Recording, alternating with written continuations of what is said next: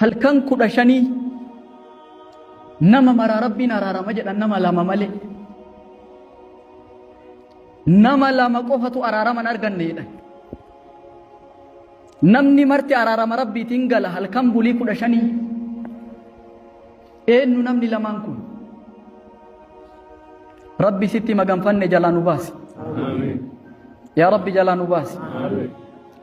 Nama araarama argatee ji'a bareedaa ji'a milkiin keessa muramtu ji'a jannanni keessa banamu ji'a ibiddi keessa cufamtu shayxaanni hidhamu san milkaaf Rabbi nu haa taasisu.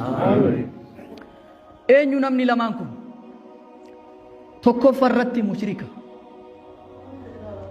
Nama rabbiitti shirkii godhu rabbi dhiifama san godhu. Nama shirkii godhu xaphii saankii shirkii karaa roga meeqaatiin sirraa argamu karaa meeqan takkuma maan ta'an guddistee dalaydee xiqqeessitee rabbitti sharraktee namni shirkii godhu araaraman argatu. Shirkii karaa hedduun godha namni. Ibaadan kuni ibaadaa namni arrabaan godhutu jira. Ibaadaa namni jechaan godhutu jira. Gocha ufiitiin godhutu jira. Tokko dubbiin dubbatee arraba isaatiin ibaadaa godhuu dandaya. Qaama ufiitiin ibaadaa godhuu dandaya. Qalbii ufiitiin ibaadaa godhuu dandaya. Horii ufiitiin ibaadaa godhuu dandaya. Waa meeqa? Lakkaa jirtanii? Afuri. Tokko jechaan godhuu dandaya. Lama gochaan godhuu dandaya. Sadi qalbiin godhuu dandaya. Afur horii isaatiin godhuu dandaya. Kana afuran keessatti shirkiin jiraannan araaraman argattu. Ka arrabaa kaminni? Ka jechaa gochaa kaminni? Ka qalbii kaminni?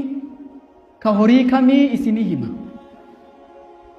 Tokkoffaa wanni namni arrabaan dubbatu adkaarri garagaraa dhikriin garagaraa arrabarraa baatu qur'aana qara'uun namni dirmannaa barbaaduun ebeluu kiyya na gargaari waan nami danda'u yoo ta'e rakkoon qabu waan nami hin dandeenye yoo ta'e rabbitti sharraktee jirta.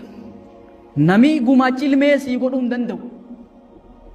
Qabrii kadhattee fakkeenyaaf ani ilmee dhabee naa kennii jechuun shirkii. Waan nami danda'u ta'u bishaan kan marqabadhu akkas naa godhu waan nami danda'u irratti rakkoo tokko hin qabu. Waan namni argamsiisuu hin dandeenye irratti nama gargaarsifatuun shirki. Arraba kana eeggatuun bareeda. Hattan namni saree ufiitiin shirkii godhaa jedha Abdallah ibn Abbas. Saree ufiitiin rabbitti shirkii godhuu dandaya saree akkamitti? Fakkeenyaaf namni tokko saree manatti kunuunsee qallabsiisee leenjisee saree deemi jedhan deemii beeytu.